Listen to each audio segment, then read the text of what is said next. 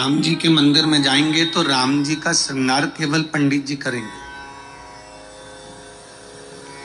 या राम मंदिर के जो पंडा होंगे वो करेंगे। देवी के मंदिर में जाओगे तो देवी जी का श्रृंगार पंडित जी करेंगे, या जो वहां पर मठाधीश पीठाधीश जो होंगे वो करेंगे। कृष्ण मंदिर में जाएंगे तो उनका श्रृंगार भी भगवान पंडित ही करेंगे, या वहां का जो पंडा होगा वो करेगा। पर पूरी दुनिया में केवल एक देव महादेव ही एक ऐसे हैं कि जिस मंदिर में जाओ लोटा भर के पानी चढ़ाओ और तुम्हारी मर्जी पड़े जैसा श्रृंगार करे। शंकर कहीं भेदित नहीं है, शिव कहीं भेद नहीं।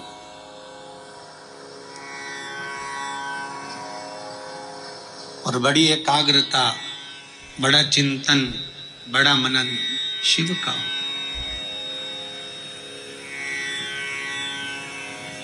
सब दूर जाकर झोली फैलाकर कहना पड़ेगा कि हमको ये दे दीजिए। शंकर के पास जाकर झोली फैलाकर कहना नहीं पड़ेगा कि हमको दे दीजिए। केवल अगर आप शंकर के चरणारविंद तक पहुंचे हो या शिव महापुराण तक कभी भूल से भी आप पहुंच गए हो तो ये आप आने वाले नहीं हो, आपकी सामर्थ्यता नहीं है कि आप शंकर के करीब पहुंच जाएं, शिव महापुराण तक पहुंच जाएं। ये तो स्वयं शंकर को कोई करुणा करना होगी, शंकर को कोई दया करना होगी, कुछ कृपा करना होगा। इसलिए बाबा ने आपको बुला लिया, बाबा ने आपको दर्शन दे दिया। वो शिव कर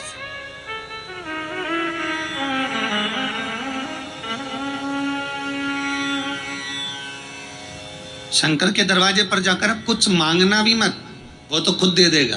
बस जाकर बोल देना कि बाबा ऐसी बात है।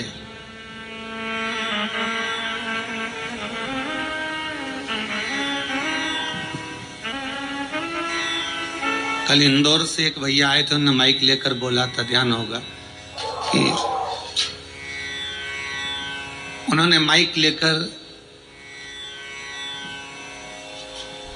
उसको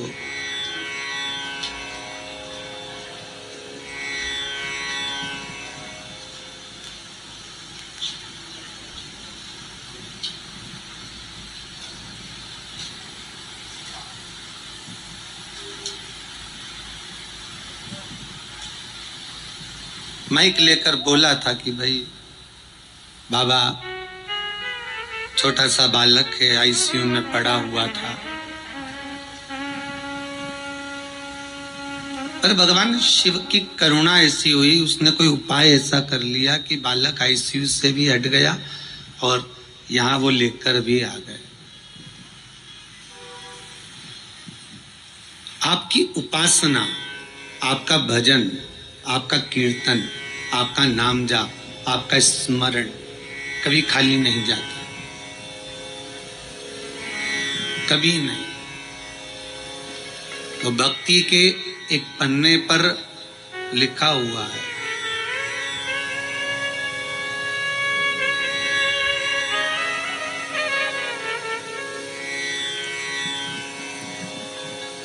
देवराज नामक का ब्राह्मण शिव महापुराण की कथा कहती है। 24,000 श्लोक इस शिव पुराण में है, 12 खंड हैं, 7 संहिताएं हैं। उसमें देवराज का जो चरित्र है, जो देवराज पहले तो सत्कर्मी था, भजनावली था, भगवान की भक्ति में डूबा हुआ था, भगवान का स्मरण में डूबा हुआ था, भगवत नाम में डूबा हुआ था। पर वही देवराज भगवत कर्म से वंचित हो गया केवल संगत के कारण। निवेदन है, ताली, थाली और प्याली, ये 3 मित्र मनुष्य को बर्बाद कर देते।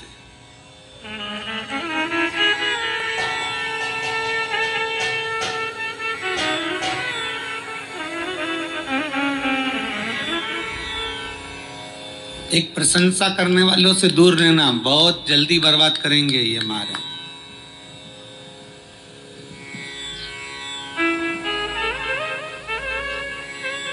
बहुत जल्दी हरा सकते हैं आपको। फिर थाली मित्र होटल में खिलाने वालों से सावधान रहना, पहले अपना पैसा खर्च करके तुम्हें खिलाएंगे, फिर पूरा चूना तुमको लगा जाएंगे। तीसरा है प्याली मित्र। मित्र को पीना याद नहीं, अपने पैसे से पीना सिखाएंगे, फिर उसके पैसे से पूरी जिंदगी पिएंगे। ताली, थाली, प्याली, ये 3 मित्र बर्बाद करने वाले हैं। इन मित्रों से बचना बहुत कठिन है महाराज, बहुत कठिन। और अभी जो समय चल रहा है, कलियुग का जो प्रथम चरण चल रहा है, इसमें अगर कोई अच्छा बताने वाला होगा ना, रोकने वाला होगा ना, सतमार्ग बताने वाला होगा, कोई आपको गलत मार्ग से हटाने वाला होगा, तो वो बुरा लगता है। और जो आपको खड्डे में ले जाकर पटक दे, चूना लगा दे, लाखों करोड़ों में नीचे उतार दे, व्यापार व्यवसाय में कहीं ना कहीं ले जाकर गलत काम में तुमको फंसा दे, वो तुम्हें बहुत अच्छा लगेगा। ये कलयुग का जो फेर है, कलयुग का जो क्रम है, वो ये निश्चित कर देता है कि आपको सतमार्गी ठीक नहीं लगेगा।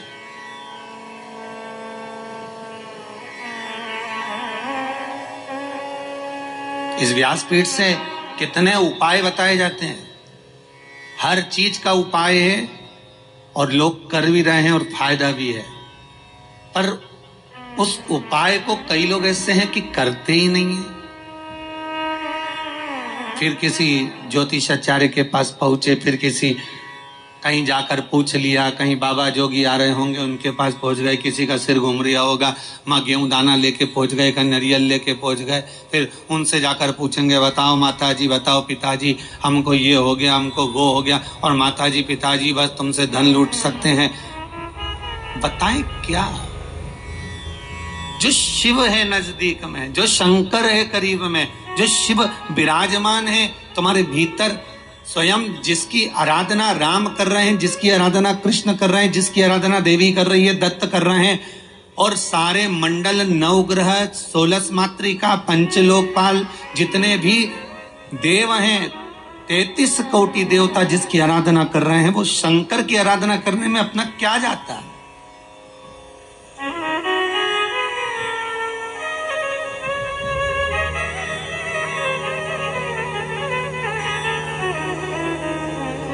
स्वयं भगवान कृष्ण को जब पूतना दूध पिलाने के लिए आई और विष पिलाने के लिए पूतना आ गई, तब भगवान कृष्ण दूध तो पी लिए, पर जब विष पीने का समय आया तो भगवान कृष्ण उसी समय पर शंकर भगवान को याद करते हैं। भोलेनाथ जी आओ। शंकर भगवान ने पूछा, क्यों कृष्ण? कन्हैया जी कहते हैं, दूध तो मैं पी सकता हूं, पर विष पीना मेरी सामर्थ्यता नहीं है, इसलिए आप मेरे गले में आकर बैठ जाओ। भगवान शंकर भगवान कृष्ण के गले में आकर बैठ गए और सारा विष पूतना का पी गए। स्तनों का जो विष था जब शंकर भगवान पिए तो शंकर भगवान को भी चक्कर आ गए। चक्कर आकर नीचे की ओर भगवान गिरे। तब भगवान कृष्ण को लगा करूं क्या? भगवान ने एड़ी का प्रहार करा और मानसी गंगा को प्रकट करा।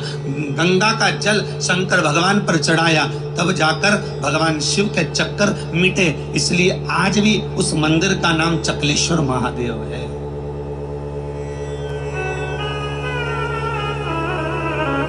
गोवर्धन नाथ जी की परिक्रमा में पड़ता है चकलेश्वर महादेव। भगवान को स्वयं चक्कर आ गए। इतना विषैला विष, इतना प्रबल विष शिव धारण करे तो क्या? कृष्ण, राम, दत्त जितने भी हैं सब भगवान शंकर से ही ले सकते हैं, शिव से।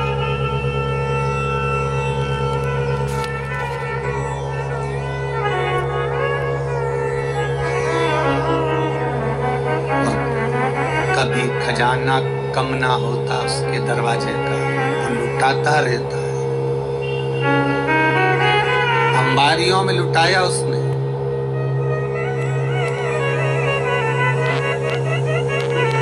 जब विदर्भ राज भीष्मक की कन्या रुक्मणी ने भगवान कृष्ण को वर्ण किया, तब भगवान कृष्ण स्वयं ब्राह्मण से कहते हैं कि रुक्मणी जी से जाकर कह दो कि तू जगदम्बा के मंदिर पर पहुंच जा, मैं तुझे लेने के लिए पहुंच जाऊंगा।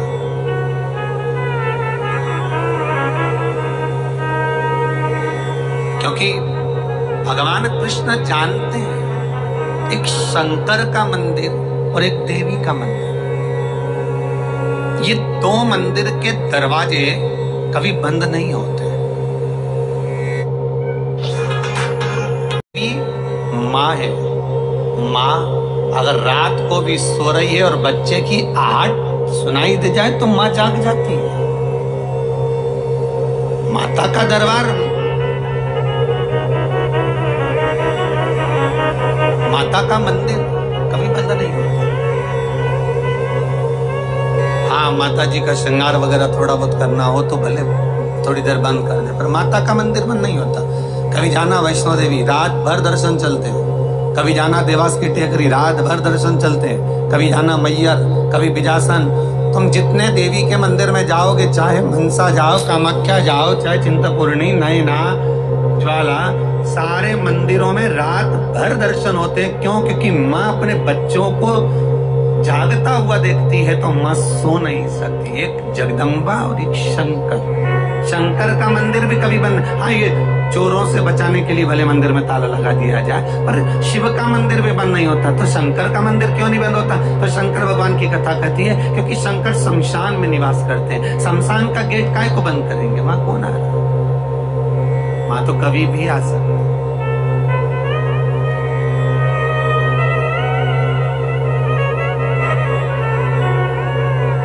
शिव भस्मीधारी, शिव त्रिपुंडधारी, त्रिकालदर्शी, उसका भी दरवाजा बंद नहीं होता। कोई शंकर से पूछे कि तुम कितनी बजे सोते हो?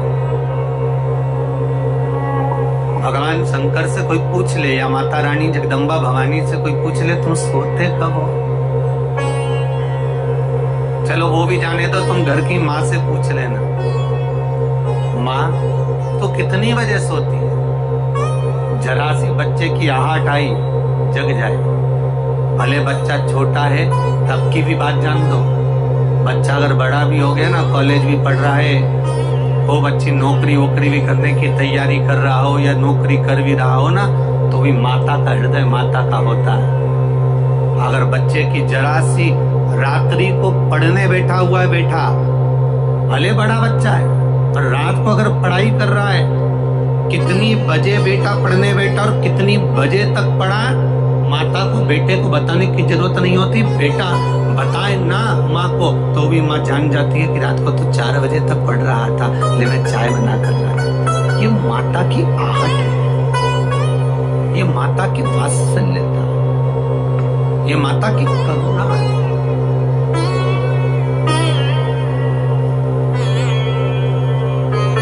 और बेटे का यदि मुख उतरा हुआ हो तो माँ जान जाती है कि आज कोई बात पूछेगी, क्या हुआ? कुछ नहीं, कुछ तो है।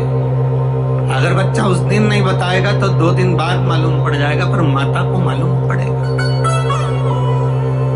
मेरी माँ जगत जननी जगदम्बा दुर्गा भवानी से कोई पूछे कि तुम सोती कब हो? कोई शंकर त्रिकालदर्शी कैलाशी अविनाशी से पूछे तुम सोते कब हो? तुम विश्राम कब करते हो? तुम्हें निंद्रा कब आती है? भगवान ब्रह्मा को एक क्षण की निंद्रा आई और वेद हाथ से खसक गए। हयग्रीवा ने वेद ले लिए, तब भगवान तुरंत पधार कर वेद ला कर दिए।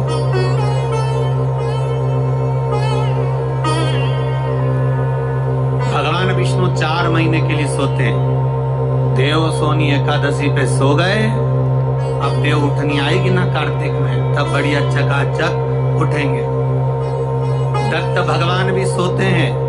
सारे 33 कोटि देवताओं के सोने का श्रृंखला लिखी हुई है कि कौन देवता कहाँ कितने समय के लिए विश्राम करता है, कितने समय के लिए आराम करता है, कितने समय के लिए कौन सा देवता कब निंद्रा ग्रहण करते हैं। ये सब कुछ शास्त्रों में लिखा हुआ है, पर एक देव अधिदेव महादेव के लिए कहीं नहीं लिखा कि शंकर भगवान कितनी घड़ी, कितने पल, कितने क्षण सोते हैं। एक शिव के लिए और एक जगत जननी जगदम्बा अम्बा माता पार्वती के लिए कहीं नहीं लिखा कि ये सोते हैं। गणेश जी का भी विश्राम लिखा है कि गणेश जी भी विश्राम करते हैं। कार्तिकेय का विश्राम लिखा है, कार्तिकेय विश्राम करते हैं। शंकर भगवान की कन्याएं जया, विषहरा, शामरीवारी, दोतली, देव, इनका भी लिखा है, इनका भी वर्णन लिखा है।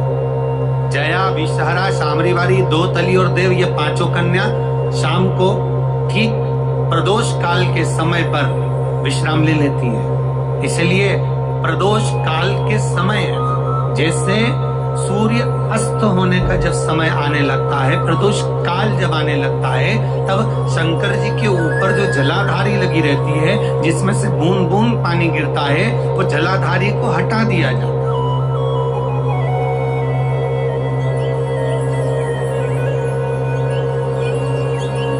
पर भारत की भूमि पर 4 मंदिर ऐसे हैं जहां पर जलाधारी नहीं हटती,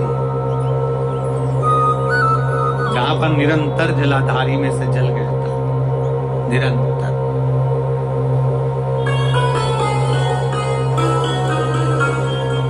प्रदोष काल के समय जया, विषहरा, शामरीवारी, दोतली जो शंकर भगवान की कन्या है, ये भी विश्राम कर लेती। अशोक सुंदरी, शिव की पुत्री, ये भी विश्राम कर लेती। पर अगर विश्राम नहीं करते तो शिव, किसी ने पूछा सारी दुनिया आराम करती है, आप विश्राम करते हो, क्या मतलब है ये? शंकर भगवान कहते हैं मेरे कंठ पर भरा है विष, दिन भर लेता हूं राम का नाम, दोनों को मिला दो तो हो गया विश्राम। शिव विश्राम भी कर रहे हैं तो वो वाला विश्राम नहीं कि कहीं पलंग पर, कहीं सैया पर कहीं जाकर सो गए, आराम कर लिया या तकिया लगाकर सो गए। भगवान राम का दर्शन करोगे तो सोते हुए दर्शन मिल जाएगा, कृष्ण का करोगे तो सो रहे हैं रुक्मणी जी चरण दवारी, श्री जी बाबा का करोगे तो ठाकुर जी सो रहे हैं, श्रीमद वल्लभाचार्य जी चादर उड़ा रहे हैं, सारे देवताओं का दर्शन करोगे आपको तो मिल जाएगा। पर शंकर का सोता हुआ फोटो कहीं मिल जाए आपको कि वो विश्राम कर रहे हो, कोई उनके चरण दबा रहा हो या कोई उनका चरण डोला रहा हो, तो वो बहुत कठिन।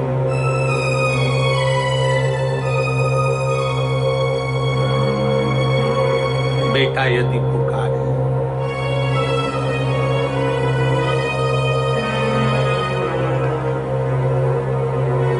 वो पहले भजन चलता था, बेटा जो पुकारे माँ को आना चाहिए, ऐसा कुछ था उसमें। बेटा जो बुलाए माँ को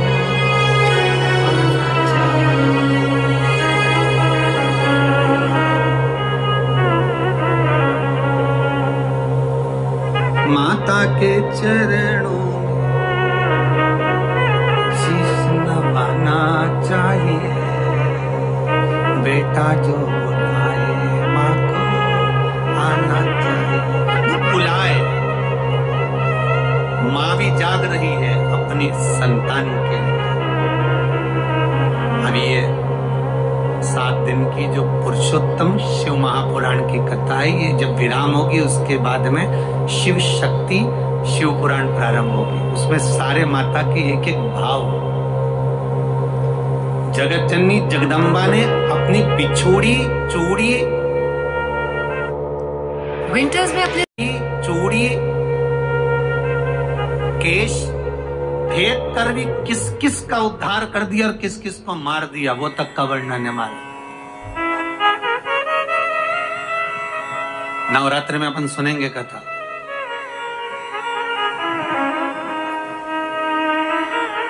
विश्रामता नहीं है भगवान। एक बार शंकर भगवान माता पार्वती को लेकर पहुंच गए सुंदर आनंद में, अमर गुफा में।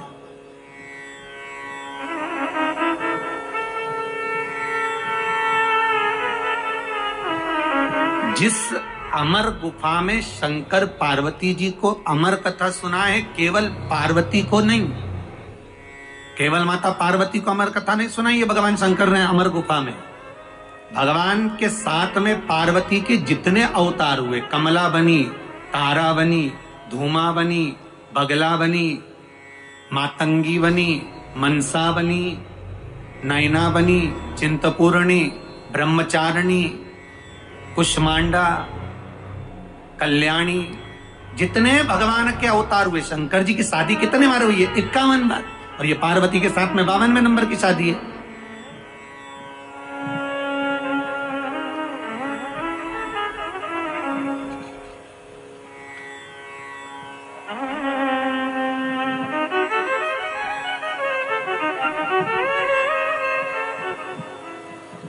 कई बार ये भगवान की शादियों के पीछे भी झगड़ा होने लगता है भाई, लोग उसमें भी झगड़ लेते। ये गांव में एक पंडित जी कथा करने आए, उन्होंने सुंदर महाभारत सुना दी, सुनाई तो उसमें सब अच्छा अच्छा सुना दिया, द्रौपदी का चरित्र भी कह दिया, 5 पति थे, ऐसा था वैसा था। इतने में पंडित जी जाने लगे कि आज महाभारत समापन हो गई, चलो सब दूर से दक्षिणा इकट्ठी कर लाऊं, जजमान के घर जाऊं। पटेल साहब क्या कहे, पटेल साहब राम राम। पटेल साहब बोले सीताराम जी। आओ पंडित जी बैठो। अब पंडित जी तो बैठ गए, खटिया लगा दी, पटलन गोबर से लीप रही थी, पटेल साहब बैठे थे, हुक्का धुन रहे थे। हुक्का धुनते धुनते बोले, पंडित जी तुमने कई कथा सुनाई महाराज, हमारा मन चोखा कर दिया, हमारा मन चोखा कर दिया, पर जय कथा तुम पहले सुना देते ना, तुम्हारी जिंदगी संवर जाती। तो पंडित जी ने हाथ जोड़ के कहा, पटेल साहब ऐसा क्या कथा में से ले लिया तुमने? अरे पंडित जी, जैसे वो युधिष्ठिर, अर्जुन, नकुल, सहदेव, भीम सब जुआ खेल रहे थे, ने हार गए, उनके पास हारने का कुछ नहीं था, तो उन्होंने अपनी पत्नी के लगा दिया। मैं भी एक बार हार रहा था, मेरे को क्या मालूम था, ने पटलन के लगा दिया था।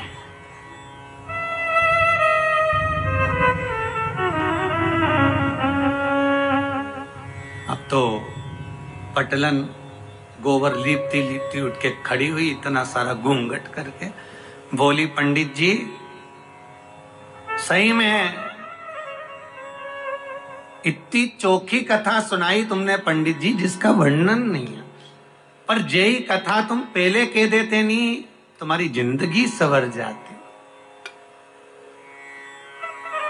द्रौपदी के 5 पति जैसी मैं भी करके लिया थी। अब तो पंडित जी ने तो झोला बिस्तर सब बंद करके जाने लगे, दक्षिणा जाए चूल्हा, अपन तो चलो, यह तो दंगा महाभारत चालू हो गया। तो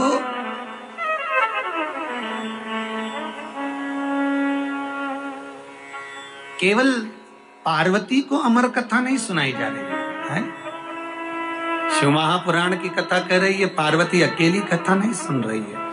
पहले जितने भगवान शंकर के साथ में पार्वती के अवतार हुए हैं, जन्म हुए हैं, हर जन्म में पार्वती शिव के साथ अमर गुफा में कथा श्रवण करने के लिए गई। हर अवतार में, चाहे उमा हो, महेश हो, हर अवतार।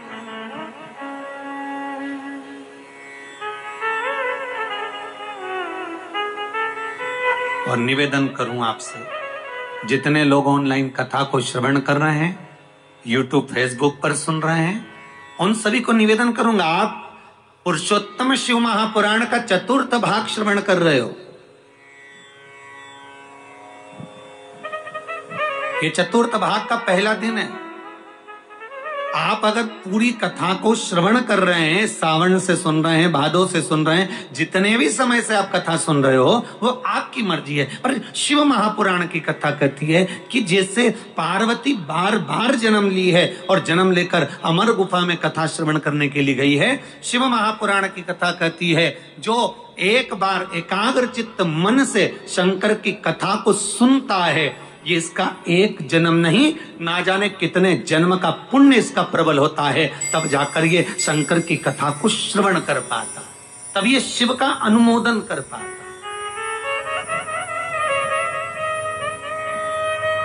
कितने जन्म, 84 लाख योनियों में 20 लाख योनि तो ये पेड़ पौधे की है। कभी गुलाब का पौधा, कभी गेंदा का फूल, कभी गोभी का पौधा, कभी कद्दू का, कभी लौकी का, कभी भिंडी का, कभी दूबा, कभी घास, कभी खाकरा, कभी आम, कभी आंवला। इसका भी क्रम समझ लेना। छोटे से छोटे नल्ली के पास में बने हुए कीट से लेकर आंवले का वृक्ष, बड़ का वृक्ष, पीपल का वृक्ष, जब तक पहुंचते हैं समझ लो कई योनियां तो हमने काट चुके हैं। ये आंवले का पौधा देखो, कहीं तुलसी का पौधा देखो, कहीं बड़ का पौधा देखो, तो समझ लेना इनकी 20 लाख योनियों में से कम 18 लाख योनि ये काट लिए, तब जाकर ये पीपल और बड़ और आंवला बने।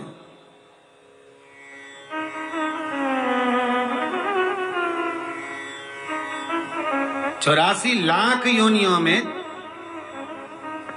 40 लाख योनियां तो यही निकल गई, पेड़ पौधा में बची हैं। तो ये सब कीट पतंगा मच्छर कीट ये सब।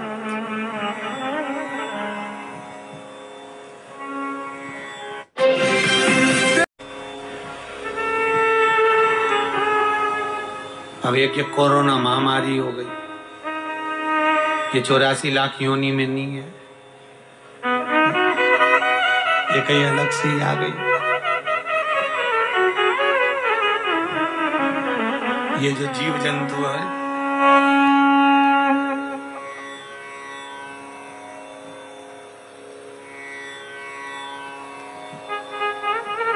आज एक माता जी आई थी चौरसिया परिवार की, वो कह रही थी गुरुजी हमारी बहन मर गई पर हम जा ही नहीं सके। मैंने कहा अच्छा हुआ नहीं गई, नहीं तो तू भी चली जाती। कहा जाए, अरे गुरुजी ऐसी बीमारी आई कि रिश्तेदार उन मर रहे पर जा नहीं सक रहे। हमने कहा बिल्कुल मत जाना, नहीं तो ऊपर मीटिंग करते हो मिलोगे, बिल्कुल ना जाइए। इतनी बुरी बीमारी, बेटा बाप को ना देख पा रहा है, बाप बेटे को ना देख पा रहा है, भाई बंधु को ना देख पा रहा है, कुटुंब कबीले को ना देख पा रहा है। और तो और जब मर गया तो 13वें का भोजन खाने बामन भी नहीं आ रहा है। कितना विचित्र है।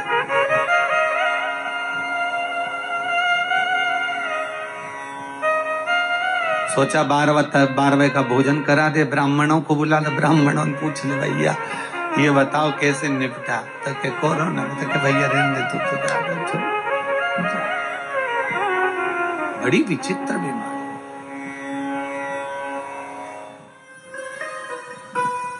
और मान लो बहुत ज्यादा दुख है, बहुत ज्यादा तकलीफ है, बहुत कष्ट है, तो फिर विष्णु पुराण का एक उपाय जरूर कर देखना।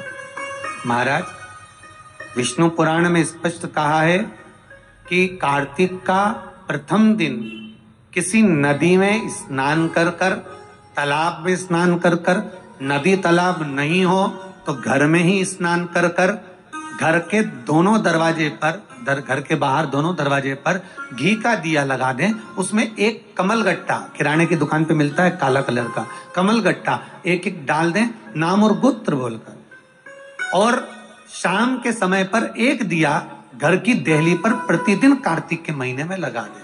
महाराज विष्णु पुराण का उपाय। अगर ज्यादा तकलीफ है, बहुत कष्ट है, बहुत ज्यादा कष्ट के व्यापार चल ही नहीं रहा, कर्जे में लतालुम हो गए, यहां तक गति हो गई कि मरने तक की सोच लिया, तो वो कार्तिक के महीने में कर लिया। उसका प्रयोग अवश्य कर।